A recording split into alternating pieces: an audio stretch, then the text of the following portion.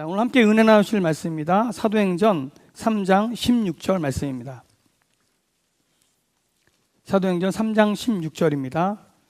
제가 가진 성경책으로는 신학 191페이지에 있습니다. 봉독해 드리겠습니다. 그 이름을 믿음으로 그 이름이 너희가 보고 아는 이 사람을 성하게 하였나니 예수로 말미암아 난 믿음이 너희 모든 사람 앞에서 이같이 완전히 낫게 하였느니라. 아멘. 요한복음 3장 16절을 함께 외우겠습니다. 시작. 하나님이 세상을 이처럼 사랑하사 독생자를 주셨으니 이는 그를 믿는 자마다 멸망하지 않고 영생을 얻게 하려 하심이라. 아멘. 이 요한복음 3장 16절이 천국에 들어가는 열쇠, 천국 백성이 되는 열쇠라고 말한다면, 지난주에 우리가 함께 공부했던 요한 1서 3장 16절은 그 천국의 백성이 된 사람들이 세상을 살아가는 비결에 대해서, 천국을 사는 비결에 대해서 우리에게 말해주고 있습니다. 오늘은요, 또 다른 3장 16절, 사도행전 3장 16절을 함께 공부해 보도록 하겠습니다. 자, 오늘 말씀을 함께 나누기 전에 좀 재밌는 서베이를 한번 해볼까요? 설문을 조사 한번 해보겠습니다. 그 자동차 운전하고 다니시는 분들을 중심으로서 아마 대답을 하실 수 있을 것 같은데요. 여러분들은 그 자동차 연료 탱크에 연료가 어느 정도 남았을 때 다시 재급유를 하시는지, 지금부터 한번 여러분들의 심리를 한번 테스트해 보도록 하겠습니다. 자, 먼저 이 연료 탱크에 반쯤 찼을 때 나는 무조건 급유를 한다. 한번 손 들어 보십시오. 반 남았을 때. 예. 자, 그러면 3분의 1 남았을 때 나는 무조건 미리미리 알아서 급유한다. 손 들어 보십시오. 3분의 1. 아, 예. 집사님, 여기 집사님. 예. 이분들은 굉장히 준비성들이 많으신 분들인 것 같습니다. 예. 자, 그러면 빨간불이 들어와야, 다시 말하면 MT 사인이 나와야, 우리가 보통 앵꼬라 그러죠. MT 사인이 나오면 급유한다. 예. 아마 대부분 거기 속하신 것 같아요. 자, 지금부터 간땡이 부은 사람들을 한번 찾아보도록 하겠습니다. 빨간불이 들어오고 난 후에도 한참 있다가 급유한다. 예, 의외로 이런 분들 꽤 많죠. 예, 맞습니다. 사실은 그 MT, 노란불이나 빨간불이 들어오고 난 후에도 한 3-40km 정도는 충분히 달릴 수 있다고 얘기를 해요. 그죠? 그렇지만 너무 마음 놓고 있다가는 바닥이 납니다. 자, 지금부터 솔직히 대답하실 수 있을지 모르겠네. 나는 자동차를 타고 가다가 정말 기름이 바닥이 나서 자동차 시동이 꺼진 적이 있다. 자리에서 일어나십시오. 네, 하나님 보고 계십니다. 일어나십시오. 내가 볼 때는 여기 우리들 중에 좀 속이시는 분이 계셔. 그런 경험이 있을 텐데. 자, 이분들에게 여러분 뜨거운 박수 부탁합니다. 예. 일단 자리에 앉으시고 제 말을 들으십시오. 세상을 어떻게 사시려고 그러세요, 진짜? 저도 사실은 그 기름을 항상 이렇게 좀 일찍 채우는 스타일이에요. 물론 저도 이렇게 불이 들어와야만, 이제 불이 들어올 때 급유를 하는 스타일인데, 한 번은 그때 제가 그 이상구 목사님하고 같이 그 방송국에 CBS TV에 녹화를 하고 오는 길이었었는데요. 내부순환도로 위에서 자동차가 멈췄어요. 그래서 알고 보니까 기름이 다 떨어진 거예요. 그러니까 사실 이런 그냥 그 보통 도로에서 떨어지면 뭐 가까운 주유소에, 우리나라에 주유소가 얼마나 많습니까? 들어가면 되는데, 야, 이 내부순환도로 위에서, 그러니까 고가도로 위에서 하니까 이게 민폐가 보통이 아닌 거예요. 그 시간이 이제 금요일 오후였었는데, 빨리 와서 철회 예배를 인도해야 되니까 막 달려오고 있는데 중간에 멈춰버렸어요. 거의 정릉터널 입구쯤 거의 다 와가지고 차가 섰는데, 얼마나 욕을 얻어먹었는지. 아마 제가 평생 얻어먹을 수 있는 욕은 다 얻어먹은 것 같아요. 결국은 요즘은 이제 서비스가 좋아가지고 모 회사에다가 전화를 했더니 바로 차가 와서 자동차를 다음번 주유소에 갈 수 있을 만큼 기름을 넣어주시더라고요. 그리고 시동을 걸어주셔서 그 차를 타고 무사히 돌아올 수 있었습니다. 자, 보면 사람들의 그 습관이나 혹은 성품에 따라서 어떤 분들은 이 기름이 떨어지기 전에 미리미리 채우시는 분들이 계시고, 어떤 분들은 느긋하게 기름이 다 떨어진 다음에 채우시는 분도 계시고, 그러다가 깜빡해서 기름이 다 떨어져가지고 자동차를 세워본 적이 있으신 분들도 계십니다. 그런데 우리 모두가 다 알고 있는 사실이 뭔지 아십니까? 언제 기름을 채우든지 기름이 없이는 자동차가 갈 수 없다는 것을 압니다. 그래서 기름이 떨어졌다고 자동차를 버리는 사람은 없어요, 그죠? 기름을 넣고 다시 운전을 하면 했지. 자, 아무리 차가 좋아도요, 무슨 뭐 자동차 가격이 얼마나 차이가 납니까, 그죠? 정말 비싼 차하고 싼 차하고 막 10배 막 이상 차이 나는 차들도 많은데, 근데 여러분, 아무리 좋은 차도 혹은 아무리 싼 차도 4기통이든 8기통이든 외제차든 한국차든, 여러분, 아무리 모든 시스템이 잘 돼 있어도 기름 없이는 차가 못 가요. 이건 진리입니다. 그럼 우리의 신앙생활은 어떨까요? 10년, 20년, 30년? 어떤 분들은 정말 고급진 신앙생활을 하고, 어떤 분들은 그냥 보면 평범하게 그냥 교회만 다니는 것 같이 보입니다. 어제 우리 교회에는 그 102살로 알려주셨는데 호적을 보니까 98살이시더라고요. 1년 동안 몸이 불편해져서 교회 못 나오셨던 이수기 장로님이라는 어른이 돌아가셨습니다. 제가 어제 장례식 설교를 하면서 그런 얘기를 했어요. 베델교회에서 이 이수기 장로라는 사람을 아는 사람이 몇 명이나 될까? 우리 교회 등록교인이 한 3,000명 된다면 그 중에서 우리 이수기 장로를 아는 사람이 누가 있을까?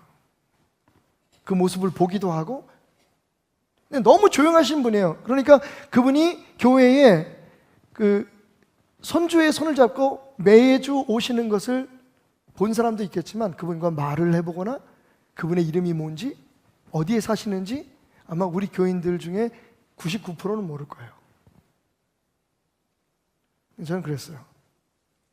그렇다고 해서 그분이 우리 교회에서 가장 열심히 일하는 그 어떤 사람의 믿음보다 믿음이 적었다고 난 생각하지 않는다.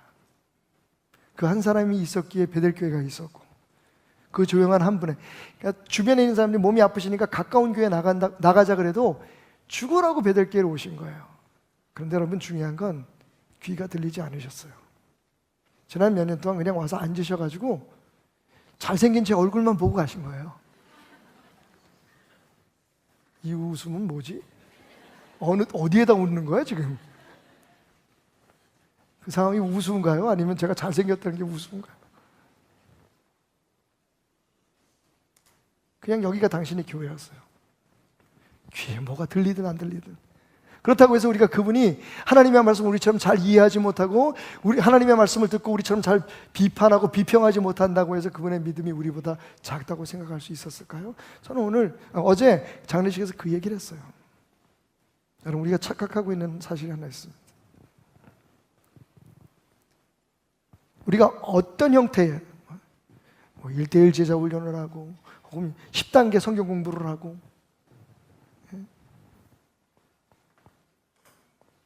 어떤 세미나를 참석하고 심지어는 신학대학을 졸업하고 그렇지 않고 어떤 종류의 신앙인이든지 그리스도인이라면 자동차의 기름처럼 진짜 우리의 능력의 근원이 따로 있다는 것을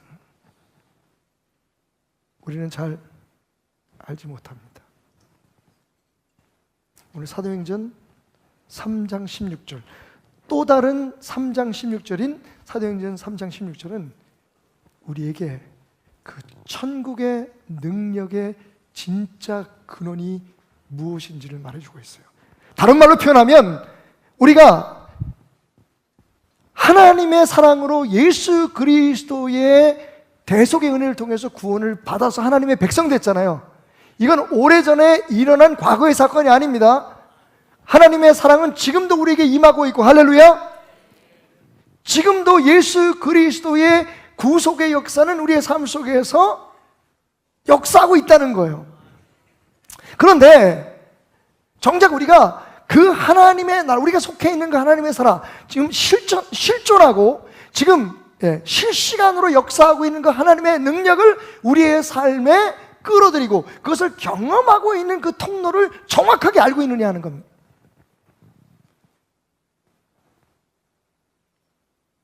말씀드렸듯이 자동차 엔진이 없으면 자동차가 굴러가지 않습니다. 그런데 자동차 엔진이 있어도 거기에 가솔린이, 가스나 혹은 디젤이나 이 연료가 들어가서 폭발력을 발휘하지 아니하면 차가 굴러가지 않습니다. 우리의 삶에 정말 열심히는 기도와 끊임없는 하나님의 말씀을 연구하는, 묵상하는 열정이 필요합니다. 우리가 훈련을 받아야 하고 교육을 받아야 하고 예배에 참석해야 하고 교회의 모든 행사들에 적극적으로 참여하는 것은 하나님의 나라의 능력을 누리기 위한 굉장히 중요한 요소들입니다.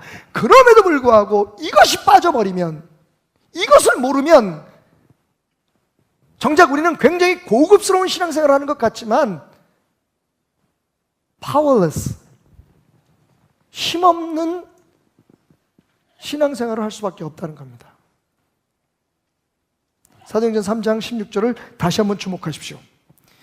그 이름을 믿음으로 그 이름이 너희가 보고 아는 이 사람을 성하게 하였나니, 자, 그 다음이 요절입니다. 예수로 말미암아 난 믿음이 너희 모든 사람 앞에서 이같이 완전히 낫게 하였느니라. 아멘. 자, 조금 설명이 필요하겠죠?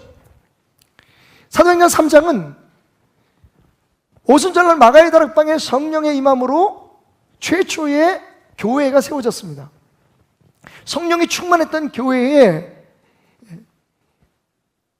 공식적으로 in public, 공적으로 일어난 첫 번째 기적의 사건이 뭐냐 하면 바로 베드로와 요한이 기도하러 성전에 올라가다가 성전 미문, beautiful gate, 아름다운 문이라는 이름이 지어져 있던 그 문 앞에서 날 때부터 장애가 있어서 걷지 못하고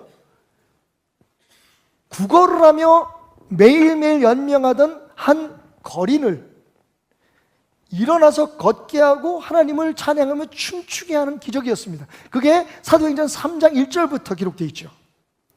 근데 이 사건이 일어났으니까 어떤 일이 벌어졌을까요, 여러분? 그 사람을 모르는 사람이 거의 없었어요.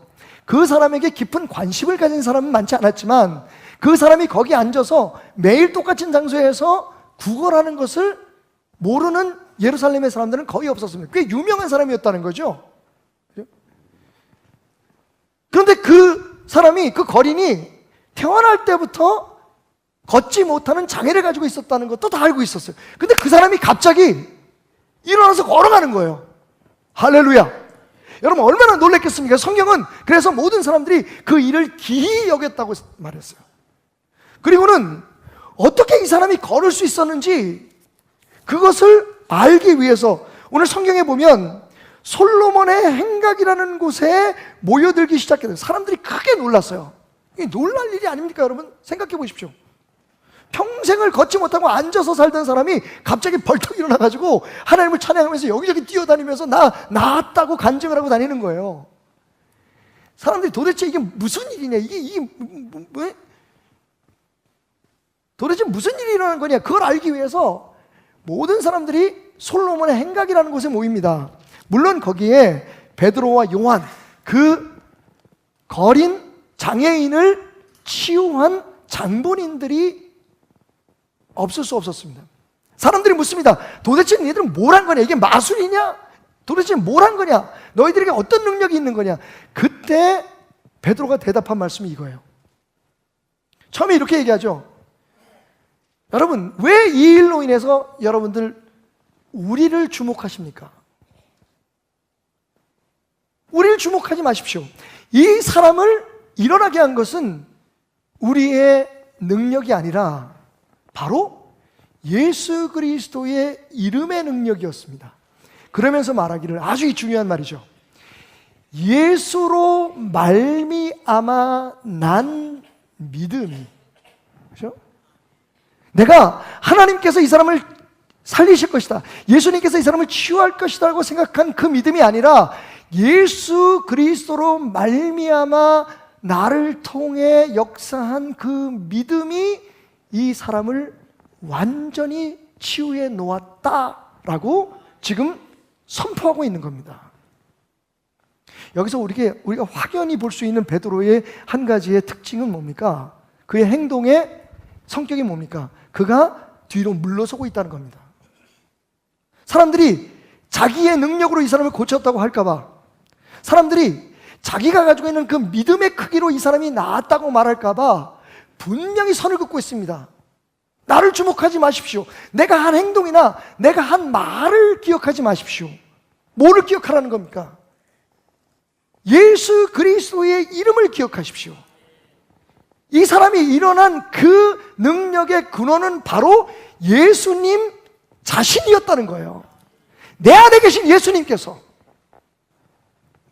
하나님의 능력의 통로인 그분께서, 천국의 능력이 우리의 삶에 흘러 들어오는 그 예수라고 하는 포도나무에서 흘러나온 믿음이 나를 통해서, 내 기도를 통해서 나타난 것뿐이지, 내게 주어진 능력이나 내가 소유하고 있는 믿음의 크기가 이 사람을 살린 것이 아니라는 것을 기억하십시오.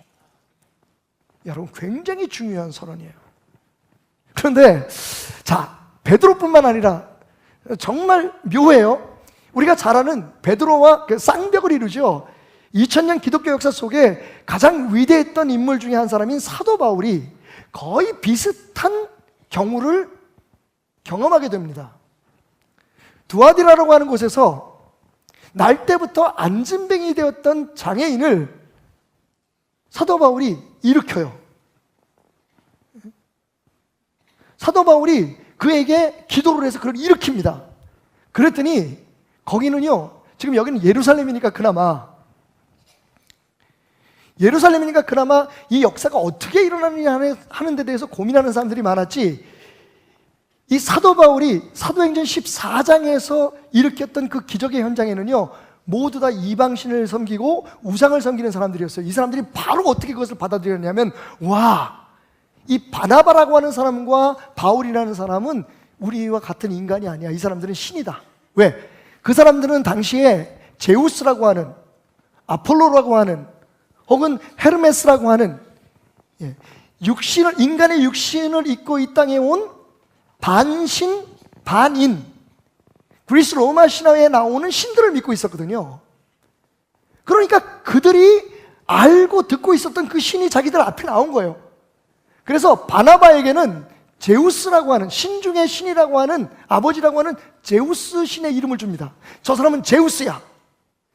그리고 그 당시만 해도 사실은 사도 바울이 바나바를 협력하는 위치에 있었어요. 사도 바울이 주로 말을 하고 바나바는 그 선교팀을 이끄는 리더의 위치에 있었단 말이에요. 그러니까 제우스의 대변인으로 일하는 저 바울이라는 사람은 사실은 사람이 아니라 헤르메스라고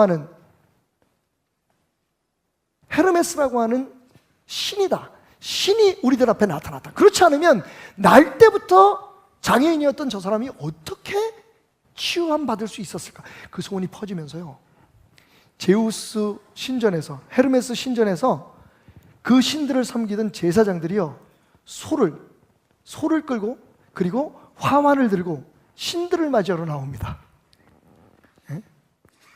야, 요즘 같으면요, 복음 전할 수 있는 기회예요. 모든 사람들이 관심을 다 받잖아요. 신이라 그래서 딱 모시면 딱 앉아가지고 그냥 거절하지 말고 아주 앉아있다가 사람들이 어느 정도 진정된 다음에 일어나서, 자, 여러분 제 말 좀 들어보시오. 사실 나는 신이 아니오. 나는 죽었다가 살아나신 예수 그리스도의 종으로 그 예수 그리스도의 구원을 여러분에게 선포하기 위해서 이곳에 온 그냥 여러분과 똑같은 사람일 뿐이에요. 이렇게 할 수도 있었을 거예요. 그런데 여기서 이 바나바와 사도 바울이 굉장히 히스테릭한 반응을 보입니다.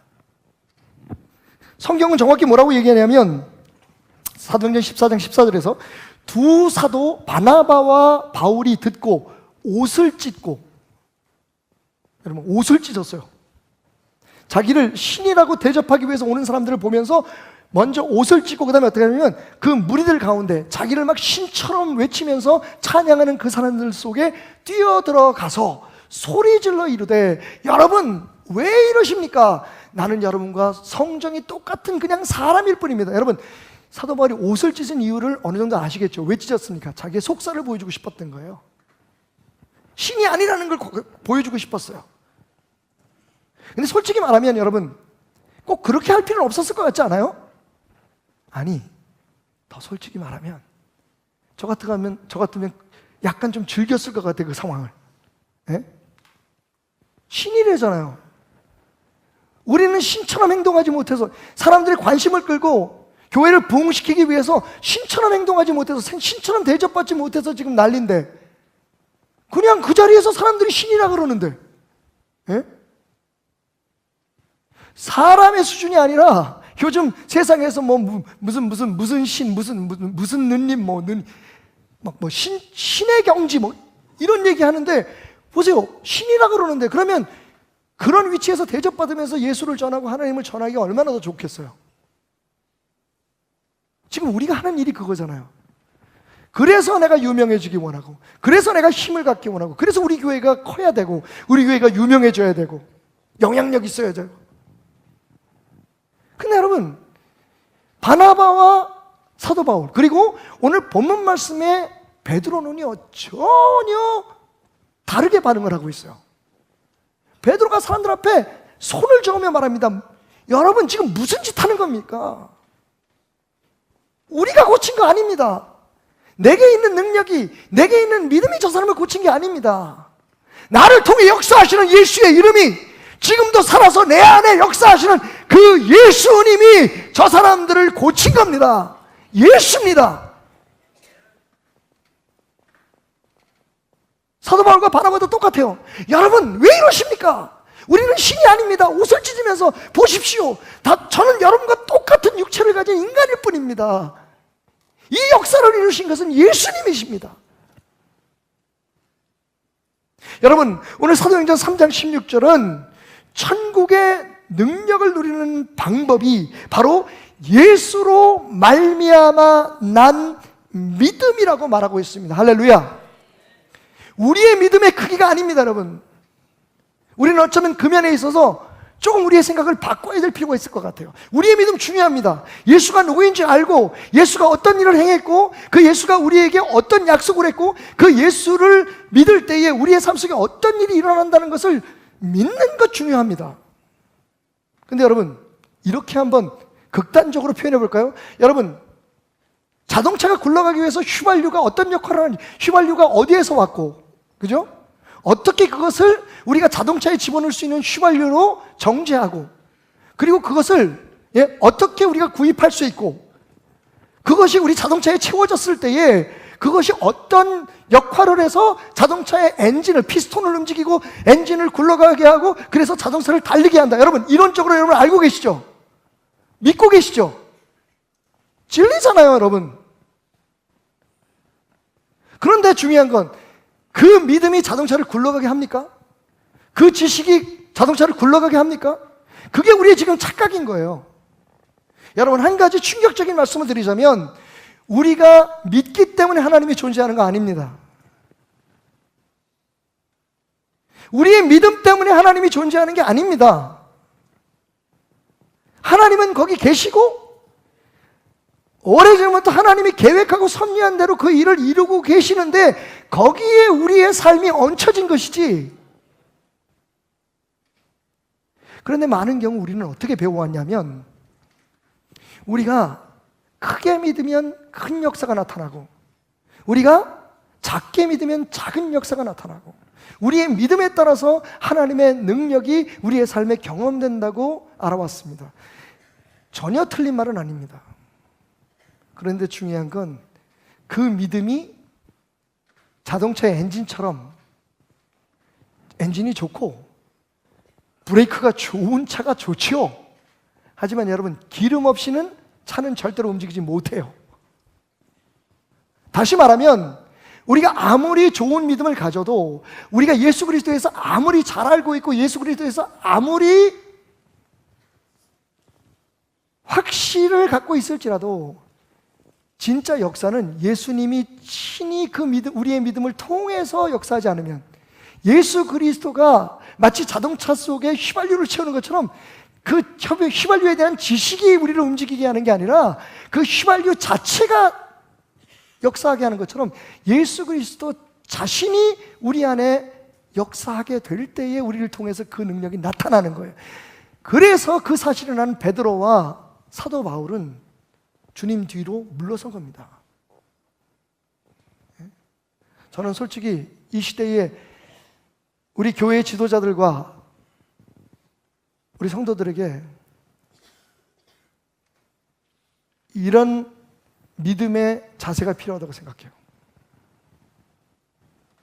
우리는 그냥 정말 너무 쉽게 내가 기도했더니 이렇게 됐더라, 그 봐, 내가 당신을 위해서 기도했더니까 이런 역사가 나타났어 라고 얘기하는 것을 아무런 생각 없이 말합니다. 맞습니다, 여러분. 분명히 하나님은 우리의 기도를 통해서 역사하시지만, 그러나 그 역사의 근원이, 그 능력의 기원이, 그 능력이 어디서부터 왔는지는 정확히 여러분들이 고백하셔야 됩니다. 왜냐하면 하나님께서 우리의 삶에 이루시는 모든 일의 목적은 하나님이 하나님 되심을 우리 자신들과 그리고 세상 앞에 알리기 원하시는 것이기 때문입니다.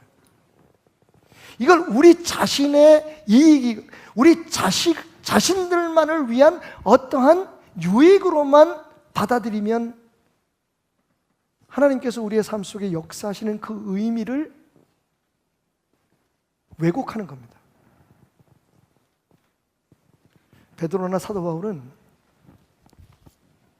트라우마가 있었어요. 여러분, 베드로가 어떤 분이었습니까? 베드로는요, 자신만만한 사람이었어요. 예수님 앞에 뭐라고 얘기하죠? 십자가, 죽는 데까지 당신을 따라가겠습니다. 제가 당신을 지켜드리겠습니다. 모든 사람들이 다 당신을 버려도 나는 버리지 않겠습니다. 여러분, 그의 그 자신만만한 고백은 불과 며칠 되지 않아서 무너져 버립니다. 그리고 그가 뭘 깨달았어요? 나는 어쩔 수 없는 사람이다. 내 능력으로는 절대로 주님을 따를 수 없다는 것을 알았습니다. 그가 지금 예수를 따르고 있고 그를 통해서 예수 그리스도의 능력이 나타나고 있다면 그것은 자기의 믿음이나 자기의 확신이나 자기가 기도해서 얻은 어떠한 신비로운 역량 때문이 아니라 지금 자기 안에서 자기를 통해서 일하시는 주님의 능력으로만 가능하다는 것을 그는 정확하게 알고 있었던 거예요. 사도 바울은 어떤 사람이었습니까? 사도 바울은 자기 신앙적인 신념과 하나님에 대한 자기의 열정 때문에 예수를 믿는 사람들을 잡아 죽이려고 쫓아다녔던 사람이에요. 근데 그가 다메섹 도상에서 주님을 만납니다. 땅바닥에 떨어집니다. 여러분, 거기까지는 그럴 수 있어요. 중요한 건 그가 눈을 보지 못하게 돼요. 다시 말하면 여태까지의 사도 바울은 이제 없는 거예요. 아무것도 할 수 없습니다. 여러분 아시죠? 절대로 유대인의 제사장들은 몸에 장애가 있는 사람은 할 수가 없어요. 하나님 앞에 제사를 드릴 때 제물만 장애가 있는 제물을 드릴 수 없는 게 아니라 몸에 장애가 있는 사람은 제사장이 될 수도 없고 하나님의 일을 감당하는 자리에 설 수 없습니다. 그게 유대인의 법이었어요. 모든 것이 무너져 버렸습니다. 그런데 그가 다시 눈을 뜨게 되는 역사가 일어나죠. 어떻게? 예수님의 명령대로 성에 들어가서 아나니아라고 하는 제사장에게 기도를 받으니까 눈에서 비늘 같은 게 떨어지면서 그의 감기어졌던 눈이 열렸어요. 그 순간 그는 그의 인생에서 절대로 부인할 수 없는 한 가지 놀라운 진리를 깨닫습니다. 내 힘으로는 아무것도 할 수 없어. 주님이시다. 여러분, 이 베드로가 보이는, 그리고 사도 바울이 보이는, 바나바가 보이는 이 히스테릭한 반응은요, 지금 우리가 가져야 될 믿음입니다.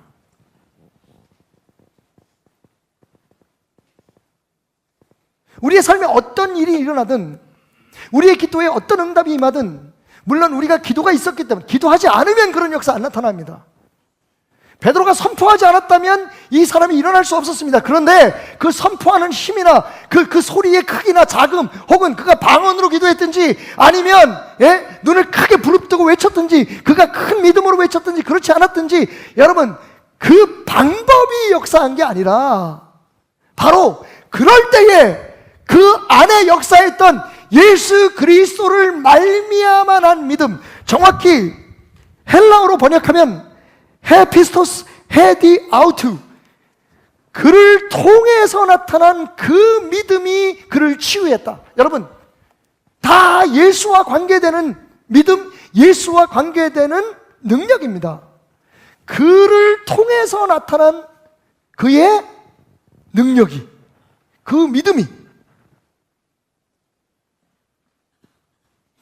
조금 쉽게 여러분에게 이해시켜드리기 위해서 제가 요즘 가장 많이 인용하고 있는 요한복음 15장으로 다시 돌아가 봅니다. 결국은 하나님의 말씀은 다 한 곳에 집중되게 돼 있어요. 요한복음 15장 16절, 여러분 잘 들으십시오. 너희가 나를 택한 것이 아니요 내가 너희를 택하여 세웠나니. 이제 아셨습니까, 여러분? 여러분들이 예수를 믿어서 구원받은 게 아니라 예수님이 여러분들로 하여금 구원받게 하기 위해서 여러분을 택하셨음을 기억하시기 바랍니다. 거기에 여러분의 믿음은 그 구원하는 능력, 그 구원하는 역사, 그 구원하는 은혜에 그냥 반응하고 순종한 거예요. 근데 많은 사람이 생각할 때 우리가 예수를 믿어서 구원받았다고 생각해요. 틀린 말은 아니죠. 하지만 항상 한 걸음 더 나아가 깊이 들여다봐야 합니다. 아무리 우리가 예수를 믿어도 예수가 우리를 구원하지 않으면, 구원할 능력을 행하지 않으시면 우리 구원받을 수 없어요. 그게 바로 요한복음 3장 16절이잖아요. 하나님이 세상을 이처럼 사랑하셔서, 우리가 하나님을 사랑하기 전에 하나님이 우리를 사랑하셔서 하나님께서 그 아들을 이 땅에 보내셔서 그 아들을 대신 죽게 하심으로 그 아들을 믿는 자가 구원받는다 그랬잖아요. 여러분, 솔직히 말하면 거기서 누구든지 그를 믿으면 우리가 하는 건 그것밖에 없어요. 사실은 다 하나님이 하시는 겁니다. 좀 이해가 가시죠? 우리가 택한 게 아니라 하나님께서 우리를 택하셨는데, 여러분 목적, 여러분이 오늘 이 자리에 있는 목적 제가 말씀드릴게요. 여러분이 구원받은 목적, 여러분이 주의 종이 되었다면 주의 종이 된 목적, 여러분이 하나님의 사람이 되었다면 하나님의 사람이 된 목적이 뭘까요? 여러분, 이건 부인할 수 없는 예수님의 말씀이에요. 너희로 가서 열매를 맺고 너희 열매가 항상 있게 하게 합니다. 여러분, 여러분의 삶에 열매가 없으면 여러분 지금 직무유기하고 계시는 겁니다. 근데 재밌는 건 그게 우리가 가서 열매를 맺으려고 노력해야 된다는 게 아니에요. 자, 이어지는 말씀 볼까요? 요한복음 15장 4절에서 5절까지의 말씀 보면 이런 말씀이 있어요. 그 바로 그 전절이죠.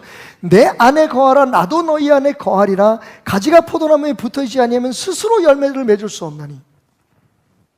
아시겠습니까, 여러분? 우리는 가지예요. 근데 가지가 자기 능력 때문에 열매를 맺었다 그러면 말이 안 되는 거예요. 그 어느 도단인 거예요. 그게 바로 지금 우리가 하고 있는 짓들이에요. 내가 기도해서 어디 가서 능력을 받아가지고 그 능력을 내가 당신한테 기도에 안수해서 전달해주고 그 권세를 당신에게 전달해주고 내가 그 믿음으로 병을 고치고 내가 뭘 하고, 여러분 그거 다 어리석은 말들이에요. 몰라서 하는 말들이에요. 우리가 어디서 어떤 역사를 이루든지 예수 그리스도께서 그 순간 그리스도로 통해서 임하는 하나님의 권능을 흘려보내지 않으시면 역사 안 나타납니다. 생각해 볼 만한 얘기 하나 해드릴게요. 사도 바울이요. 사도 바울 얘기. 베드로 얘기하면 사도 바울 얘기하지 않을 수 없어요. 사도 바울 선생님이 얼마나 능력이 있었는지 직접 손을 안 갖다 대도, 우리 그런 얘기 많이 들었잖아요. 그죠? 베델교회 성도는 그런 얘기 많이 들었어요. 손을 직접 갖다 대서 안수를 안 해도 하도 환자들이 많으니까 사도 바울이 일일이 다 안수를 못했어. 그럴 경우에 어떻게 했냐면 사도 바울이 쓰던 손수건, 사도 바울이 장막 짓는 일을 했잖아요. 예? 자비량 선교를 했단 말이에요. 이 양반이 참 대단한 분이에요. 그런 능력을 가지고도 그럴 수 있다는 건 정말 하나님의 사람의 모습인 거죠. 예? 이 장막을 짓는데 입었던 앞치마가 있어요. 우리가 작업복 같은 거겠죠. 근데 그 작업복을 빌려다가 사람들이 직접, 사도 바울이 직접 못 오니까, 신방을 못 오니까, 가까이 올 수가 없으니까, 너무 많은 사람들이 있어서, 그래서 사도 바울의 그런 소지품이죠. 쉽게 말하면 손수건이든지 뭐 앞치마든지 이런 걸 갖다가 환자들 몸에 덮으면 그 사람이 벌떡벌떡 일어나서 할렐루야.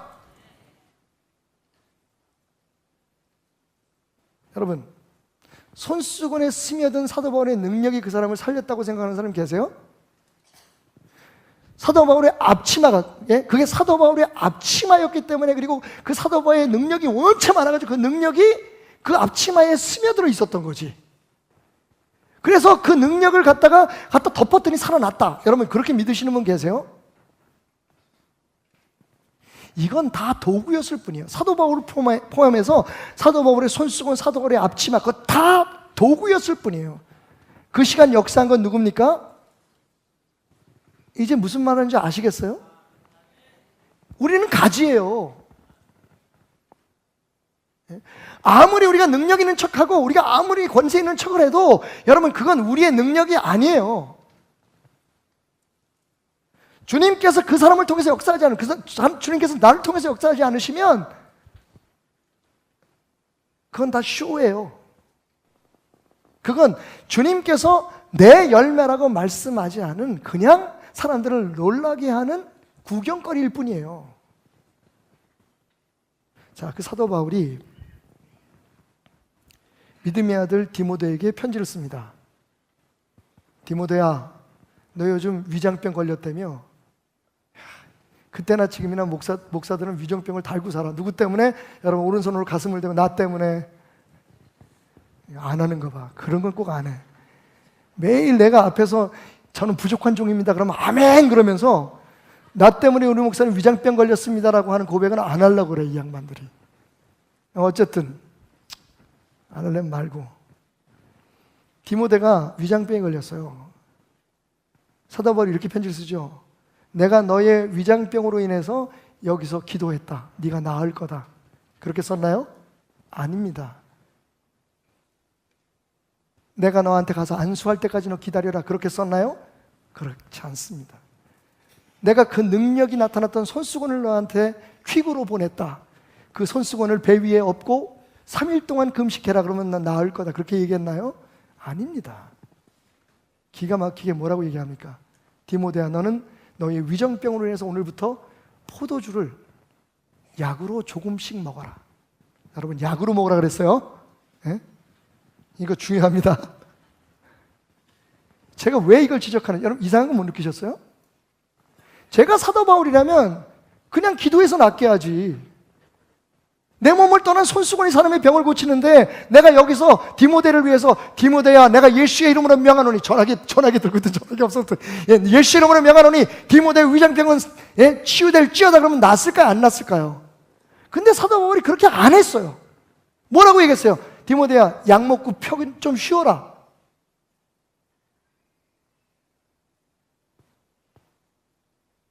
여러분, 결국 어떤 방법을 쓰든지 능력은 예수 그리스도로 말미암아 난 믿음에서만 나오는 거예요. 이걸 우리가 지금 착각하고 있어요. 그래서 사람을 칭송하고 어떤 집단과 단체를 높이고 그리고 그런 높은 자리에 올라가서 사실은 그럴 자격도 없는데 자기가 신이나 된 척하는 대접을 받기를 원하는 게 지금 우리의 타락한 모습이에요.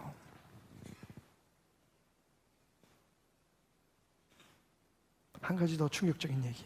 시간이 오늘 1시 반부터 여러분 정말 행복한 베들교회 모든 가족들이 어린이들도 다 함께 모여서 오래된 찬송가를 부르는 그런 은혜로운 시간이 있습니다. 많이들 참석해 주시고요. 가능하면 설교를 빨리 끝내도록 노력할게요. 1시 전에 끝낼게요.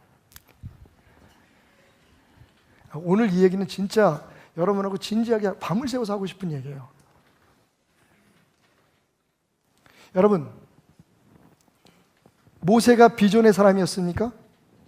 처음부터? 여러분, 모세는요 모든 것을 포기한 사람이었어요. 우리가 말하는 모세는 하나님이 모세를 찾아와서 그에게 사명을 주시고 그의 마음속에 내 백성을 구해내야겠다라고 하는 마음과 믿음을 주셨을 때 그 이후의 모세예요. 처음 하나님이 만났을 때의 모세는 그 나라와 민족을 구원을 위해서 기도하던 사람이 아니었습니다. 우리가 생각하지 않는 모세의 모습이에요. 우리가 자녀들한테 이런 얘기 많이 하죠. 야, 꿈을 가져. 꿈을 갖고 하나님 앞에 기도해 이루어 달라고. 그럼 하나님께서 이루어 줄 거야. 여러분 조금 바꾸세요. 지금부터. 이렇게 아이들을 가르치세요. 하나님 앞에 내 마음속에 이루어야 할 꿈을 달라고 기도해. 거기서부터 시작돼야 돼요. 우리 지금 잘못됐어요. 애들한테 꿈을 가져라. 그리고 그 꿈을 하나님 앞에 이루게 해달라고 기도하라고 얘기해요. 근데 여러분, 죽어도 안 이루어질 수 있어요. 왜? 그게 하나님께서 계획하신 일이 아니면 안 돼요.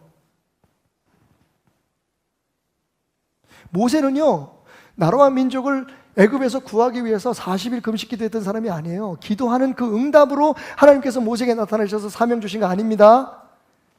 모세는요, 하나님께서 가라 그럴 때 거절했던 사람이, 난 자격 없어요. 나 안 해. 왜 나를 시키려고 해서 하나님 내가 뭐 잘못했어요? 난 못해요. 여러분, 모세는요, 그 사명을 거부했던 사람이에요.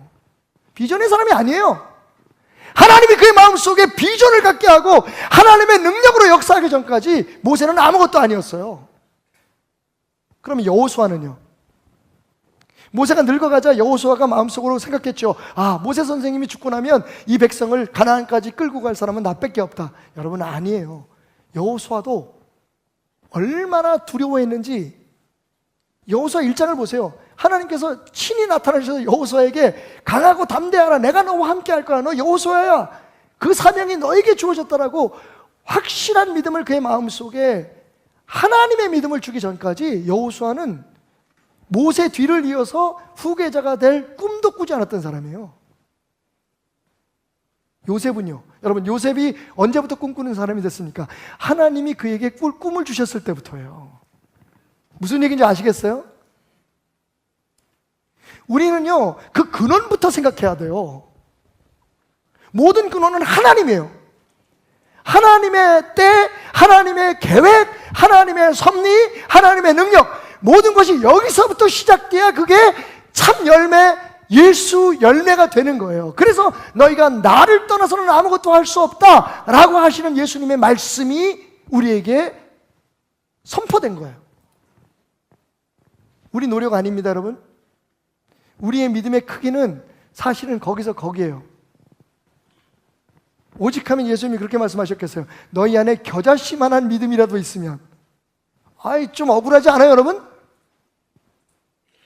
우리가 얼마나 기도를 열심히 하고 얼마나 열심히 믿고 있는데, 우리가 얼마나 주님에 대해 알기 위해서 성경 공부하고 매일매일 노력하는데, 아이고, 우리의 믿음이 겨자씨만도 못해. 여러분, 주님이 볼 때는 그게 그거라고요.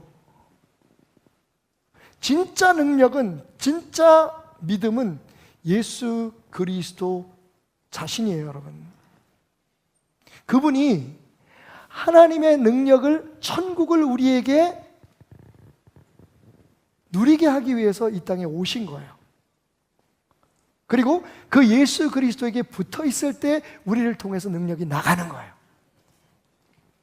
하나님의 계획, 내 생각대로 나가는 게 아니라 하나님이 뜻하는 대로 나간 거예요. 한 가지 더 질문. 이거 자꾸 복잡하게 만들어서 곤란한데 언제 이거 정리하려고 그러나? 1시 전까지는 되겠지? 여러분,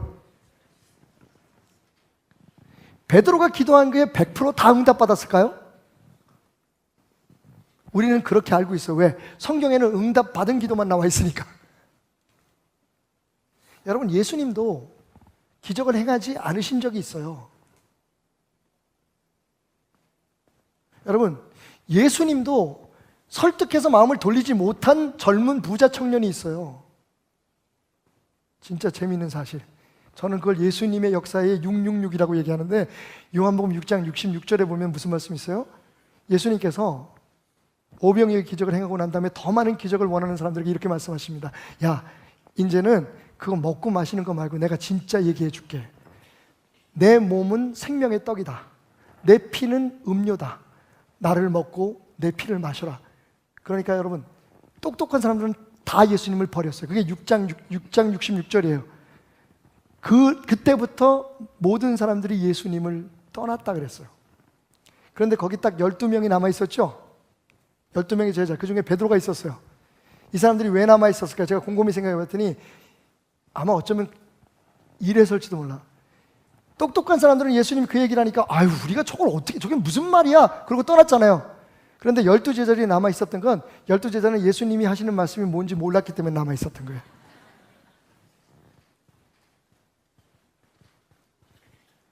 그 뜻을 알았던 사람들의 행동이 아니잖아요. 예수님을 버리는 모습을 보면 그냥 이해하지 못하고 받아들일 수 없는 그 말씀보다 그들이 예수님과 함께 있으면서 누리게 될 축복에 더 관심이 많았던 거예요.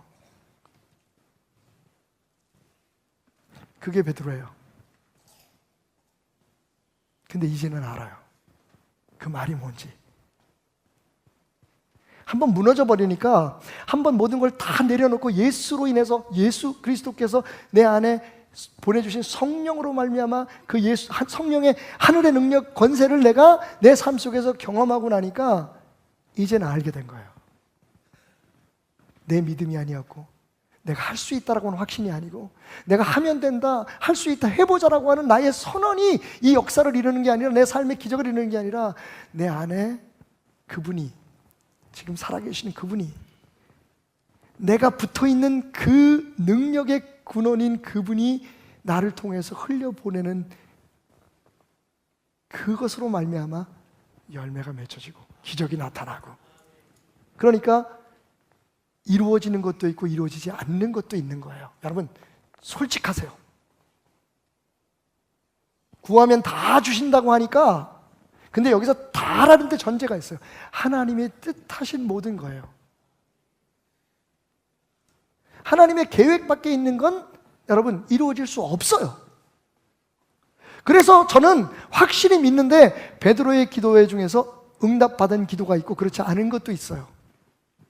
사도 바울도 그래서 손을 얹고 기도하거나 자기의 손수건을 던져서 기도할 때도 있었지만 그냥 약 먹고 고쳐라고 얘기한 적도 있었다는 거예요. 결국 모든 것들은 그리스도로 말미암아 그리스도를 통해서 이루어지는 그 놀라운 진리를 이분들은 우리에게 깨닫게 하기를 원하셨던 겁니다. 자, 예수로 말미암아 난 믿음을 그럼 어떻게 누리면 될까요? 간단합니다. 내 생각을 내려놓으면 됩니다. 내가 할 수 있다는 능력을 내려놓으면 됩니다. 여러분, 그동안 우리가 조금 생각해 봐야 될 것들이 뭐냐면 우리는 교회 와가지고 하면 된다, 할 수 있다, 하나님 내게 힘 주십시오 기도했어요. 여러분, 제가 이번 주일 설교 준비하면서 어떻게 기도했는 줄 알았어요? 하나님, 제게 힘 주십시오. 내가 성도들 앞에서 담대히 해야 할 얘기를, 오늘 할 말은 굉장히 어려운 얘기일 수 있습니다. 여태까지 우리가 믿어왔던 것들을 뒤집어 놓는 일일 수 있습니다. 하지만 하나님 담대하게 말할 수 있는 힘을 주십시오. 그랬더니 하나님 응답을 안 주시는 거예요. 왜 그랬을까요? 제가 지금 여러분에게 힘을 빼라고 설교하면서 힘을 달라 그러니까 힘을 주시겠어요? 안 주시겠어요? 오늘 이 설교는 제가 힘을 빼야지 은혜가 되는 설교예요. 무슨 얘기인지 아세요? 제가 알고 있는 지식을 여러분에게 전하고 그래서 오늘 설교 굉장히 좋았습니다. 감동적.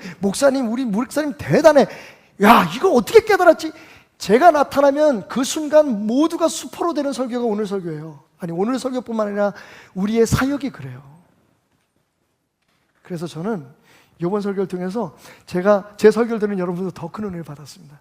앞으로 제 기도는 두 가지의 방향으로 나갈 것 같아요. 제가 힘들고 어려운 일을 만날 때는 이것을 이겨내는, 인내할 수 있는 힘을 달라고 기도할 거고요. 제가 여러분들에게 설교를 하거나 사역을 하거나 선교로 나갈 때는 하나님 앞에 이렇게 기도할 거예요. 하나님, 제게서 힘을 걷어가 주십시오. 제 힘을 빼주십시오. 왜? 그래야만 하나님이 역사하니까.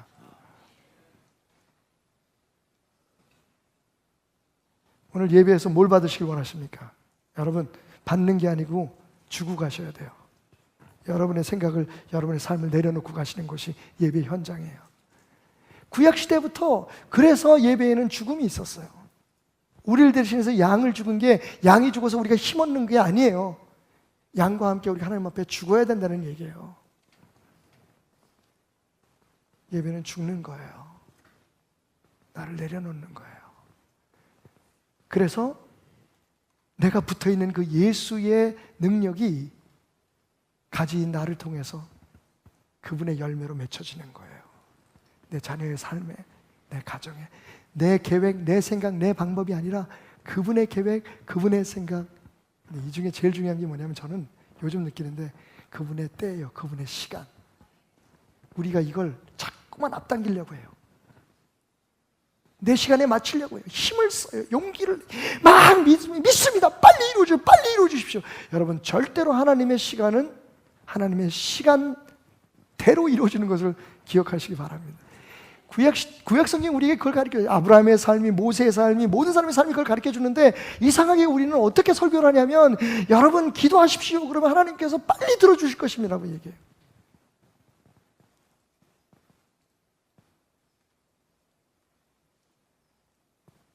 말씀을 정리하겠습니다. 베드로의 결론입니다.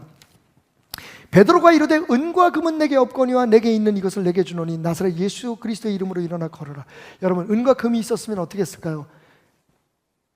베드로는 그 거린에게 은과 금, 동전 한 입 던져주고 오늘 저녁밥 맛있게 먹어 그러고 갔을지도 몰라요. 은과 금이 없었으니까 대신 베드로의 마음속에 그를 불쌍히 여기는 마음이 있었고 그 불쌍히 여기는 마음을 주신 예수 그리스도가 그 안에 있었기에 그는 예수의 이름으로 예수의 능력으로 그를 일으킨 거예요. 여러분, 오해하지 말고 들어주세요. 전 솔직히 선교 나갈 때마다 제가 이제 네트워크 사역을 한다고 하지만 그래도 제가 항상 주체가 되니까 제가 이제 목사님들을 모시고 가는 그런 입장이잖아요.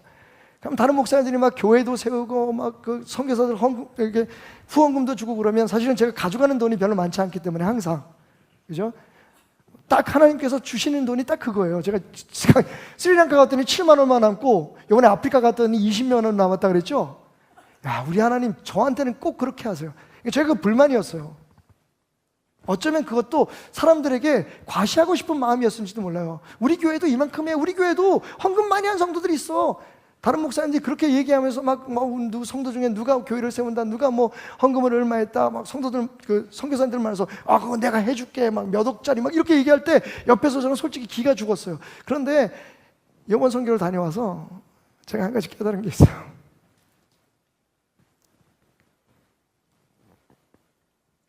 그 부족함 때문에 나는 행복한 사람이라는 거. 저는 여러분을 의지 않아요. 저는 베델교회 의지하지 않습니다.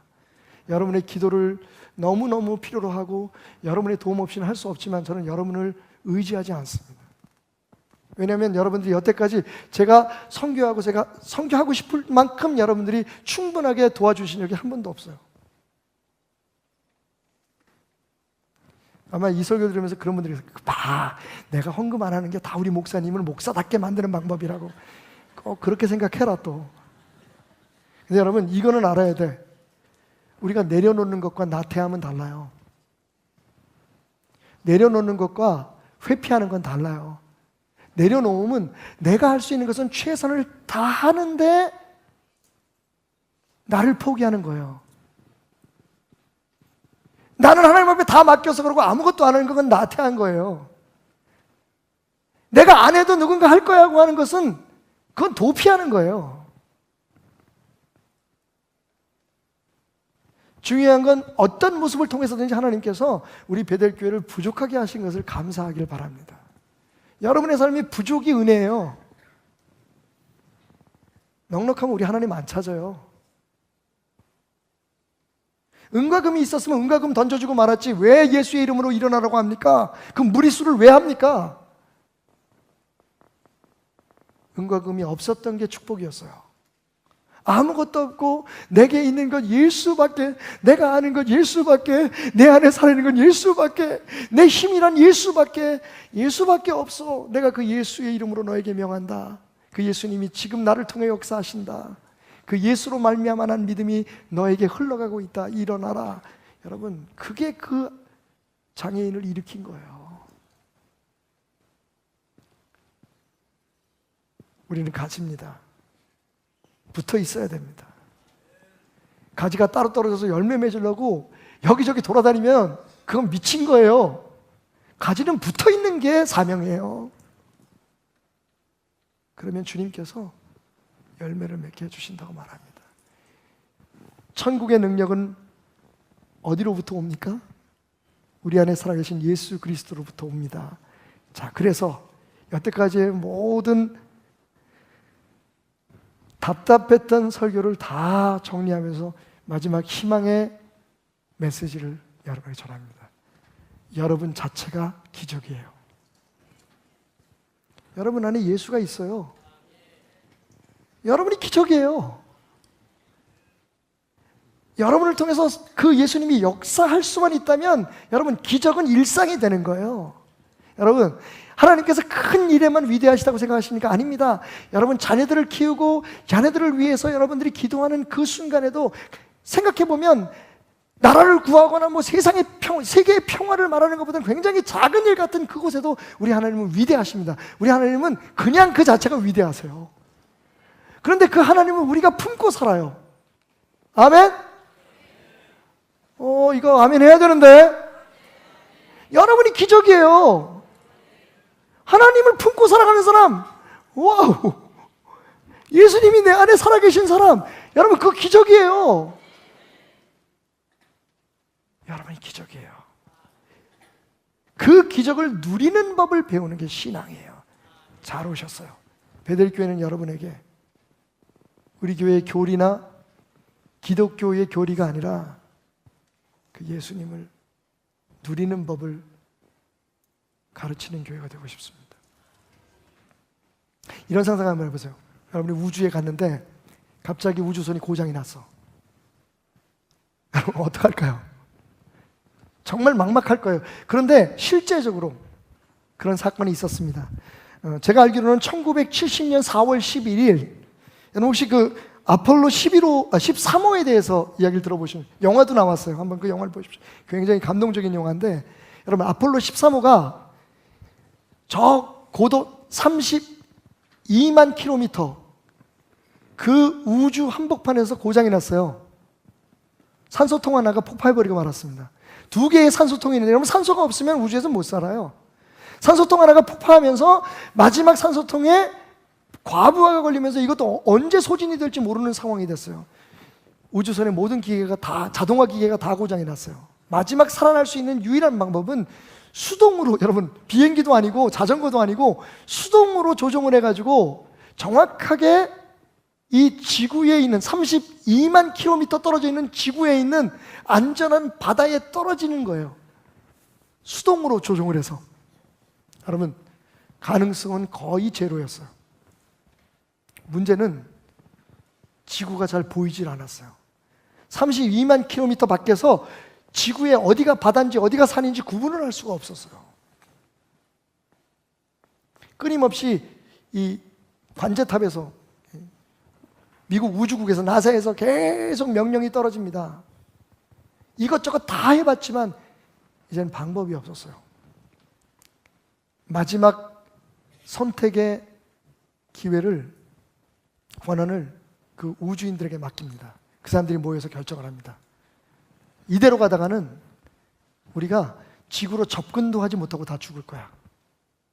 그리고는 그들이 결심을 합니다. 우주선 안에 있는 모든 전기를 다 꺼버렸어요.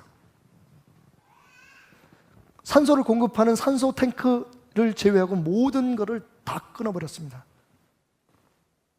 우주선 안이 모든 불빛이 다 꺼져버렸습니다. 엔진이 멈춰버렸어요. 관제탑에서 난리가 났습니다. 그건 좋지 않은 방법이야. 자살하려는 거야? 죽으려고 작정을 했어? 근데 여러분 막상 그 우주선에 있는 사람들은 축제의 분위기였어요. 여러분 왠지 아십니까? 그 우주선 안에 모든 밝은 불을 끄는 순간 놀라운 기적이 그들 눈앞에 보였습니다. 깜깜해진 우주선 밖 창문으로 파란 지구가 눈에 들어왔어요. 그동안 그들이 모르고 있었던 건 그들의 주변의 빛이 너무 밝아서 창밖의 지구를 볼 수가 없었던 거예요. 모든 희망의 빛을 다 끈 순간 여러분 진짜 희망이 보였어요. 놀라운 건 32만 킬로미터 밖에서 우주에서 아무런 그 공기의 저항이나 이런 기류의 방해를 안 받으니까 32만 킬로 전방에서 지구의 바다가 보였어요. 그리고 그 바다에 형광색처럼 빛나는 해초들의 불빛이 보였어요. 바로 거기였습니다.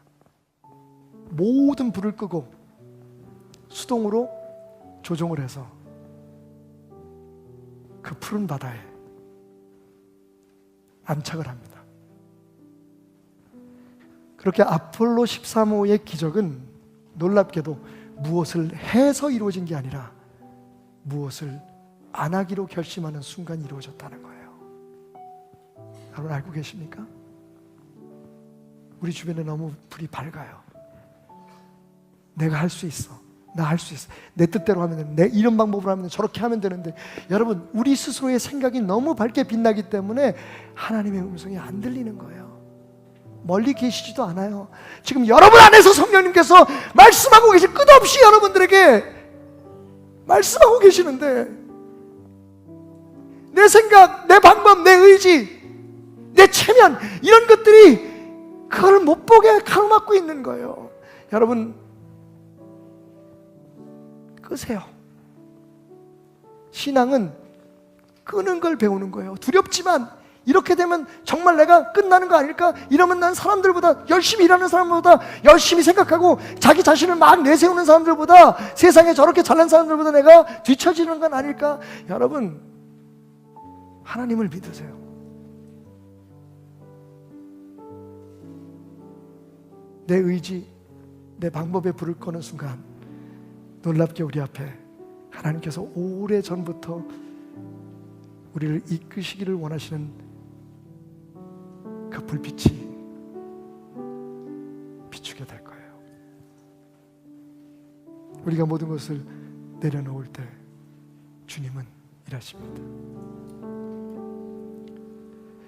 날이 저물어 갈 때, 빈들에서 걸을 때, 그때가 하나님의 때. 아멘.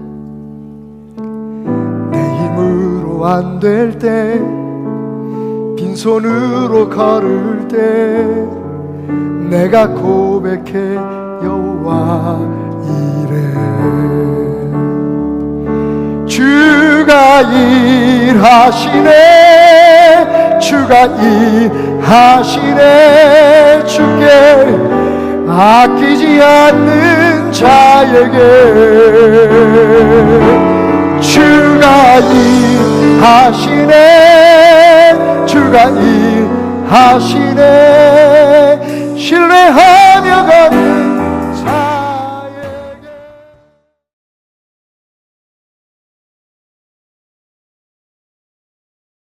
할렐루야. 우리 하나님께 영광의 박수로 이 시간 귀한 예배의 문을 활짝 열겠습니다. 우리 같이 고백하는 마음으로 주님께 나아가기 원합니다. 이 모든 것들이 주님의 은혜임을 고백합니다.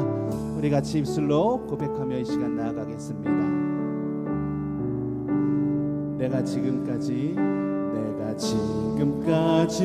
지내온 것은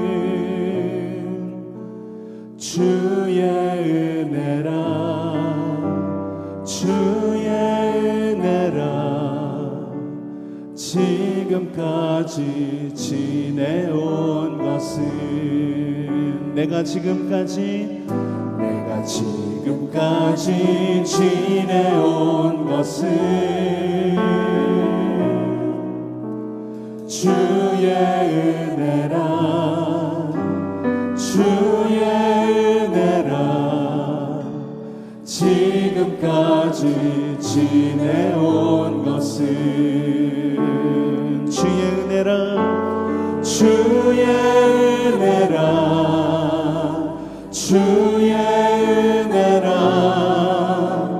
지금까지 지내온 것은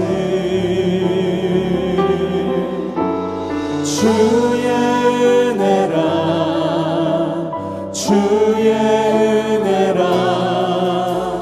지금까지 지내온. 우리 한 번 더 고백하겠습니다. 지금까지 내가 지금까지 지내온 것은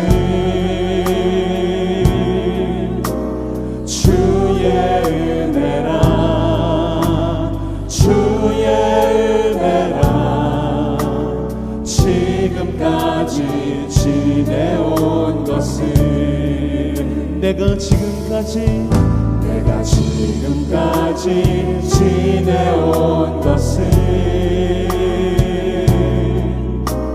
주의 은혜라 주의 은혜라 지금까지 지내온 것은 주의 은혜라 주의 은혜라 주의 은혜라 주의 은혜라 지금까지 지내온 것은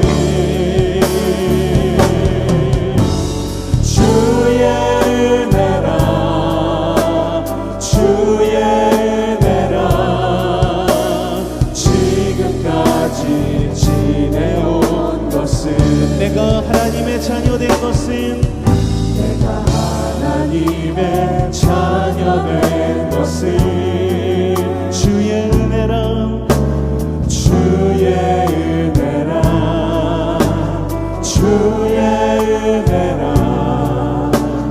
하나님의 자녀된 것은 내가 하나님의 자녀된 것은 하나님의 자녀된 것은 주의 은혜라 주의 은혜라 하나님의 자녀된 것은 주의 은혜라 주의 은혜라 주의 은혜라 주의 은혜라 하나님의 자녀된 것은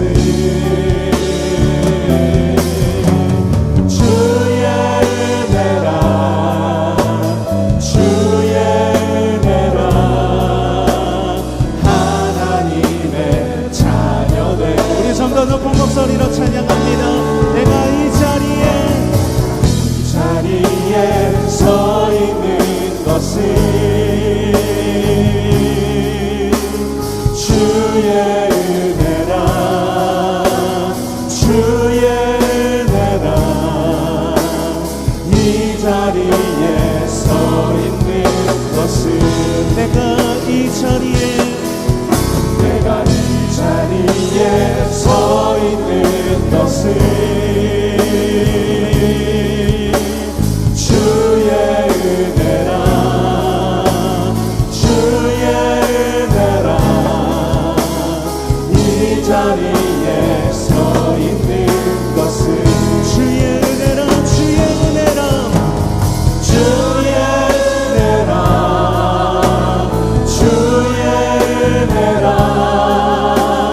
이 자리에 서 있는 것은 주의 은혜라 주의 은혜라 이 자리에 우리 한 번 더 고백하는 마음으로 찬양합니다. 내가 하나님의 자녀된 것은 내가 하나님의 자녀된 것은 주님의 은혜입니다. 주의 은혜라 주의 은혜라 하나님의 자녀된 것은 내가 하나님의 자녀된 것 내가 하나님의 자녀된 것은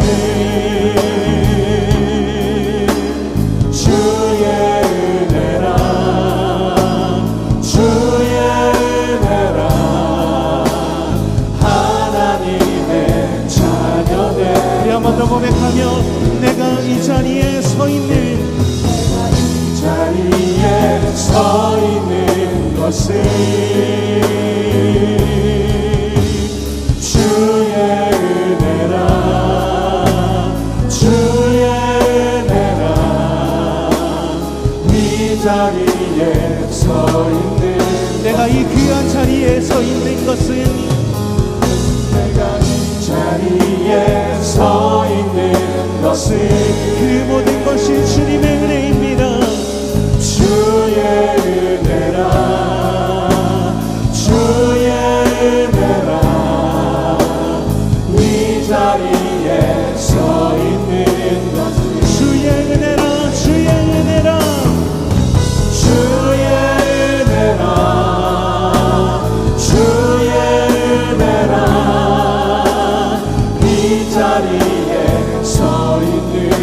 것을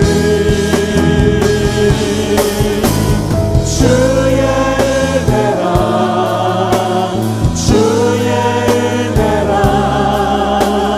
이 자리에 서 있는 주의 은혜라 주의 은혜라 주의 은혜라 주의 지금까지 지내온 것을 주의 은혜라 주의 은혜라 지금까지 지내온 하나님의 자녀된 것은 주님의 은혜입니다. 주의 은혜라 주의 은혜라 하나님의 자녀된 것을 주의 은혜라 주의 은혜라 하나님의 우리 한 번 더 고백합니다.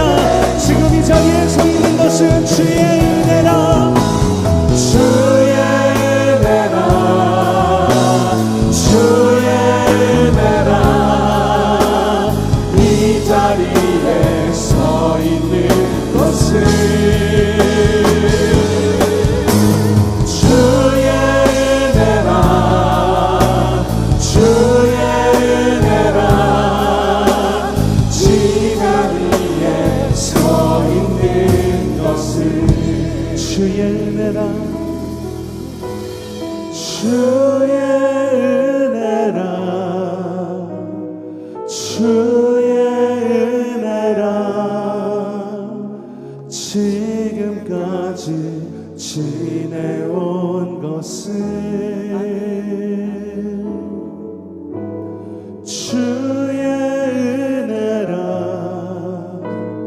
주의 은혜라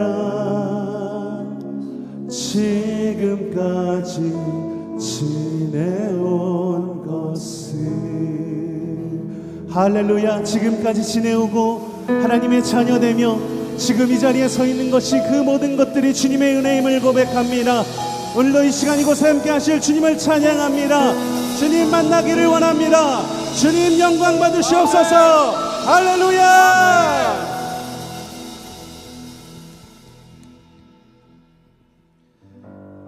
지금까지 지내오고 하나님의 자녀되며 이 자리에 서 있는 것이 우리가 아까 고백했던 것처럼 모든 것들이 주님의 은혜임을 고백합니다. 나의 모든 것들이 오직 주님 안에 있음을 고백합니다. 또한 믿음으로 선포하기를 원합니다. 기쁜 마음으로 우리 하나님께 찬양으로 영광 올려드리기 원합니다. 우리 다 같이 일어나서 주님 앞에 영광 올려드립시다. 우리 다시 한번 뜨겁게 박수로 영광 올려드립니다. 할렐루야. 내 모든 삶의 행동 주 안에 주님 안에 있네. 나의 손 쉬는 순간들도 내 모든 삶의 걸음 주 안에 내 길도 주 안에 나의 숨 쉬는 순간들도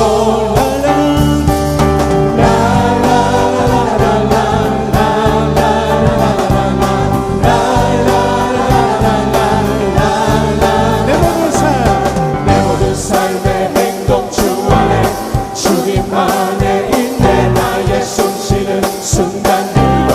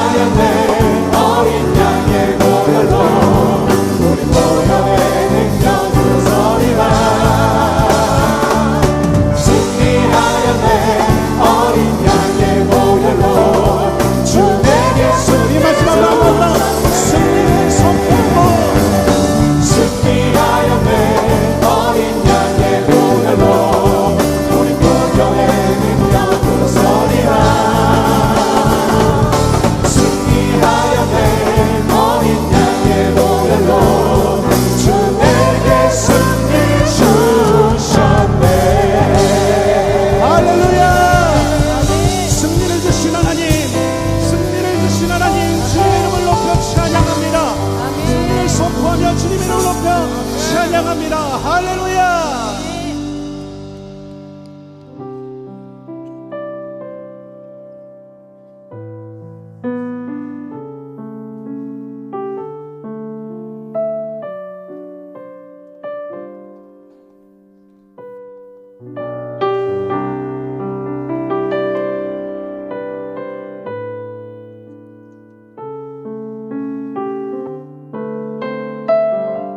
우리에게 승리를 허락하신 하나님 주님의 이름을 높여드립니다.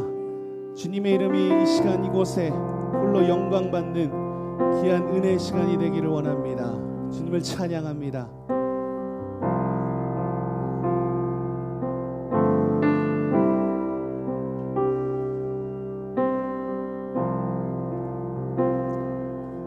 우리 같이 고백하며 이 시간 나아가겠습니다. 아무것도 두려워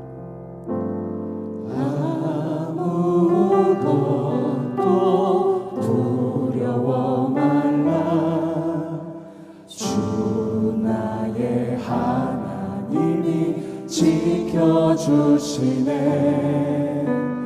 놀라지 마라, 겁내지 마라. 주님 나를 지켜주시네. 아무것도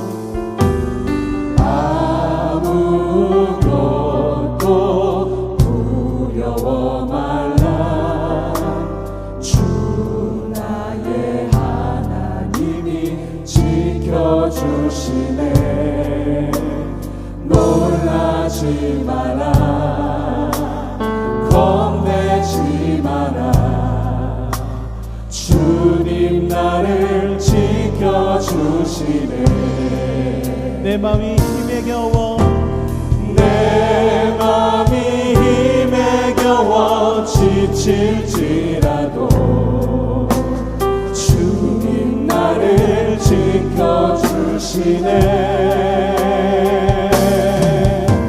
세상의 험한 풍파 몰아칠 때도 주님 나를 지켜주시네.